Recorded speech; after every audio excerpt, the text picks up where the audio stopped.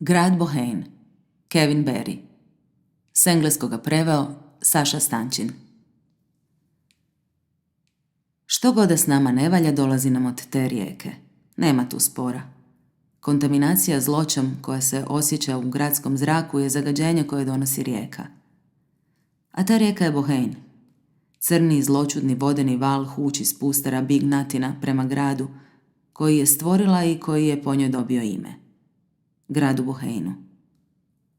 Hodao je dokovima i udisao slatku zloću rijeke. Na obali Bohanea već je bila prošla ponoć. Koraci su mu odjekivali nekako ravnomjerno, lagani, smireni ritam udaraca kože po kamenu. Obalne svjetiljke u noćnu su tamu isijavale svoju zelenu izmaglicu, svjetlo tužnog sna. Hartnetu se činilo kako to ne huči voda, nego mu navire njegova vlastita krv. Dok je prolazio pored trgovačkih skladišta, duž obale ga je stalno pratio zvučni domino, štafetni lavež pasa čuvara, nakostriješenih šija i izbezumljenih žutih očiju. Po lavežu smo znali da dolazi. Murja ga je promatrala iz daljine. Par konjskih murjaka pojio je svoje šarce u Valovu, preko u Smoketownu. Murjaci su se baš vratili s uviđaja, nekog su bili proparali. Snimi ga preko, rekao je jedan dripac Albinac. Moš po njemu sat namjestiti, rekao je drugi. Neki su ga zvali Albinac, drugi Dugi. Vodio je Hartnetov šminkeraj. Skrenuo je s obale i ušao u Backtrace, zloglasni Bohane Trace, labirint potpunog zla, mrežu ulica koju nitko nije znao cijelu. Ostavljao je taj tipičan dojam tipa iz Backtrace-a. Skockani frajer u šminkerskom krombi kaputu koji je ležerno prebacio preko ramena, u svjetlo-sivom digičkom odijelu od mohera. Zubi su mu bili oskrnavljeno groblje, ali eto, svi nosimo nekakav križ na leđima. Odjek koraka poticao je od rukom šivanih portugalskih cipela, a pritisak, ono što je odjek naglašavao, bio je novac. Žestoko se i opako potkožio. Što smo sve u Bohaneu pričali o Loganu Hartnetu. Odjednom su mu se poput zaprepaštenih usta otvorili mali mračni trgovi Tracea i Logan je ušao. Tu su se u sitne sate po cijelom kvartu motali svi mogući frikovi marginalci. Spuštali su pogled dok je prolazio, odjednom jako zainteresirani za vlastite nožne prste i mješine iz kojih su pili brown vino. Ako si mogao izbjeći da ti se pogled sretne s dugim, onda si se potrudio da tako i bude. Čudno kako je u nama istovremeno izazivao strah i ponos. Hodao je ko po špagi, kako kažemo u Bohaneu. Gibak, nikad pogrbljen, uvijek je gledao samo pravo, ni lijevo ni desno, uspravljen poput kakvog generala. Prolazio je tom pravom arapskom čaršijom uskih uličica i prolaza koje čine Trace i po čijim je kockama sad odjekivalo kuckanje cipela od portugalske kože. A i Logan je dok se kretao labirintom bio u svom elementu. Nije ga bilo strah mraka, znao je svako vlakno naselja, svaki kutak i zakutak. Jenny Ching čekala je pod glogom na trgu 98. Prišao je, nije morala dizati glavu, skužila ga je po koracima. Svejedno ju je počastio osmijehom, gorkim i umornim, kao da hoće reći, hoćeš još malo, Jenny? Onda je sjeo na klupu pored nje i spustio dlan na njenu sićušnu, finu, ubilačku ruku. Po klupi su bila urezana imena ljubavnika iz davno prošlih godina. I onda curice upitao je.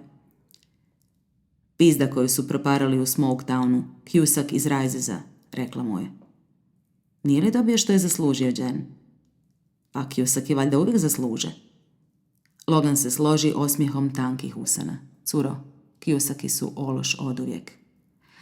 Jenny je te godine bilo 17, ali bila je puno pametnija od svoje dobi. I oprezna je bila mala slatkica u svojim plitkim trapericama i sklinastim potpeticama. Kosu s pramenovima vezala je u visoku punđu.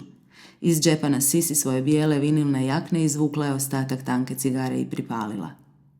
Gospon H, prek mosta već je vam pun kurac posla. Znam. Cusacki budu digli tešku frku da se osvete ako mene pitaš, a zadnje šta nam u Smoketownu treba je da nam se sad s Risesa skotrlja hrpa tih drkađija. S Cusackima se uvijek da popričati. Baš me izžvake šta će se sad razvalit gore strah. Čula sam da na Rajzizu ima 3 stambena bloka gdje je sad znak Cusacka, a to su 3 bloka afrikovitih luđaka, ako me razumiješ. I više nego dobro, Jenny. U Bohenu se rado drže tradicije da su obitelji iz Northside Rajziza uvijek na suprotnoj strani od onih iz Back Tracea. Logan je upravljao Traceom, u žilama mu je tekla krv Back Tracea i te godine bio je najžešća snaga u gradu. Ali sad su i Cusack i u Rajzizu jačali i sve su se više kuražili.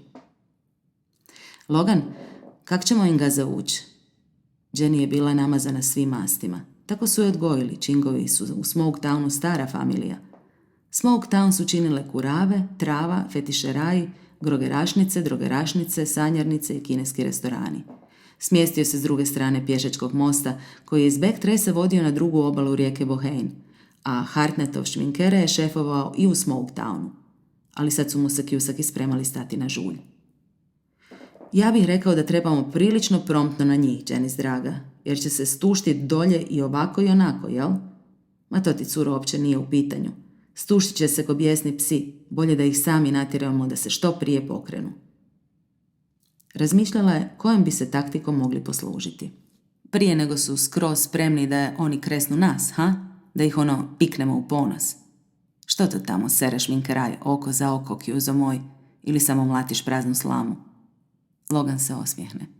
Jenny Ching, ti si jedno izuzetno dijete. Lecnula se na taj kompliment. Baš lijepo od tebe, opet, Cusacki ne bi uopće smjeli sanjati da nam stanu na žulj, kujiš, hrpa pizdeka iz Rajziza. A tu se sad kurče, šalju nam kurire u Westtown. E pa, otkud su se sad raskuražili? To bi se mi trebali pitat. Što bi to trebalo značiti, Jenny? Trebalo bi značiti da su nanjušili slabost. Misle da ti šminkere sad nije prva briga. A što bi mi to mogla biti briga? Pogledala ga je hladno u oči, nije obarala pogled. Gospon Hartnett, nije do mene da to kažem. Ustao je s klupe s osmijehom na licu. Djevojci ni zraka topline nije takla ruku od kako je na nju položio dlan. Onda da odradimo još kojeg Cusacka, upitala je. Nakratko ju je opet pogledao, odgovorio je očima. Sigurno? Još jedna krvava zima u Bohenu. Osmijeh siv usiljen. Skratit će nam duge zimske noći. Logan Hartnett namjeravao je Čingicu držati na oku. Kad je u malom gradu toliko ubojstava, moraš imati oči i na leđima. Krenuo je dalje tmurnim Back Traceom. Ulice starih zgrada bile su uske, strme i slabo osvjetljene, a zbog visokih gradskih litica kvart je djelovao kao da je iza zidina. Grad je sagrađen tako da se proteže duž obale koja čini kanjon rijeke Bohane. Ulice se kotrljaju prema rijeci i gotovo je svakoj na dnu tamna brza rijeka, crna poput močvarnih voda kojima se puni, a nekoliko kilometara nizvodno obilazi posljednje litice i ulijeva se u šumovito more. More se iz grada ne može izravno vidjeti, ali mu se uvijek osjeti ozonski nagovještaj blizine, to grebanje zraka, poput promuklosti. Sve to sumorno, kao što samo zapadna Irska zna biti. Šef šminkeraja Hartnett skrenuo je u određenu uličicu i munjevito se osvrnuo, uvijek na oprezu, a onda kliznuo pred određena vrata. Pritisnuo je 3 put na mjedeno zvonce, pričekao, pa onda pritisnuo još 2 put. Primijetio je pauka kako spušta mrežu s gornje stijenke dovratka i zadovoljno promatrao njegov odmjereni postupni pad, pa pomislio kako mali sad u listopadu kasni, jer je grad već utonuo u sumorno raspoloženje. Unutra su se čuli ubrzani pokreti. Pomaknuo se poklopac špijunke, koju je onda ispunila perla zjenice. Kratko iznenađenje, škljocanje brave, otključavanje, a onda su se crvena vrata škripom karnk pomakla po vodilicama. Trebalo bi ih podmazati, pomislio je Logan, kad se ukazao šanker Tommy, čovječuljak dlakavih grudi. Naklonio mu se i s poštovanjem pozdravio. Baš sam si mislio, to ste sigurno vi, gospon Hartnett, u ovaj kakti vaš sat.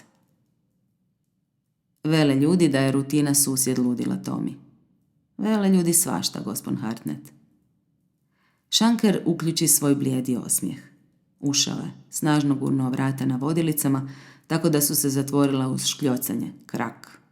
A onda su se njih dvojica uputila uskim hodnikom, čiji su živopisni crveni zidovi bili orošeni, kao da su u disko klubu, što je zgrada jednom davno prije preuređenja stvarno i bila. Odavno su u Bohejnu minuli dani diska. A kako vam je supruga, gospon H? Jako dobro, Tomi. Neki razlog zašto ne bi bila? Binsu se odnidom stisnulo lice, što je Shankera prestravilo i začudilo. Ja onako samo pitam, gospon H. Pa puno ti hvala što se zanimaš. Potrudit ću se da to dođe i do nje.